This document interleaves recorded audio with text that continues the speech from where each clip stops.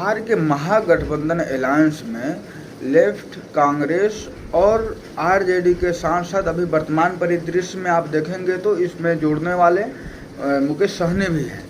लेकिन एक बात बार बार पूछी जा रही है और एआईएमआईएम के नेताओं के द्वारा भी बार बार लेटर लिखकर, पत्र लिखकर आरजेडी कार्यालय में डाला गया कि आप मुझे शामिल कर लीजिए, इस महागठबंधन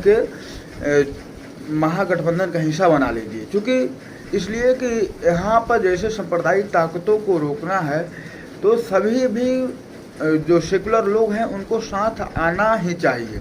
इसलिए वे लोग चाह रहे हैं कि हर चीज़ से, हर बात से अपनी अपनी हिस्सेदारी को थोड़ी सी दबाकर और समझौता कर ऐसी सरकार बनाई जाए जिससे कि संविधान के अनुकूल चले और वो सरकार सभी वर्गों को समान रूप से हिस्सेदारी दे सके। लेकिन यह बात आरजेडी के द्वारा कहकर टाल दिया जाता है, क्योंकि सबसे बड़ी पार्टी बिहार में हो या महागठबंधन में हो वही है, आरजेडी ही है।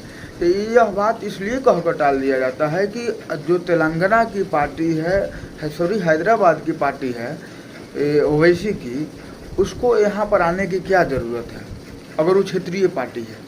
मैं ये पूछता हूँ कि अगर वो पार्टी यहाँ पर आकर लड़ रही है तो वहाँ का प्रत्याशी तो इस कॉन्स्टिट्यूंसी में बिहार के चुनाव में आकर नहीं लड़ रहा है। अगर वहाँ का कोई कैंडिडेट आकर नहीं लड़ रहा है तब इतना पेट क्यों फूल रहा है आपको? उस पार्टी से अगर बिहार के ही उस कॉन्स्टिट्यूंसी से लड़ने वाले ही कोई लीडर खड़ा हो रहा है तो इसमें किसी का क्या जा रहा है?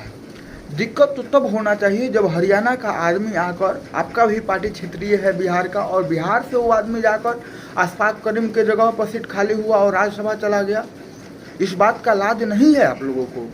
अगर नहीं है तो फिर मुसलमानों को भी ये सोचना चाहिए कि अगर हम इस प्रकार से ही छलावा में आते रहेंगे और उनकी जो करनी और करतूत है, जो वक्तव्य है, उस पर हम अंतर डिसाइड नहीं कर पाएंगे तो फिर हमारा मुस्तकबिल, हमारा रहनुमा कहाँ खड़ा हो पाएगा?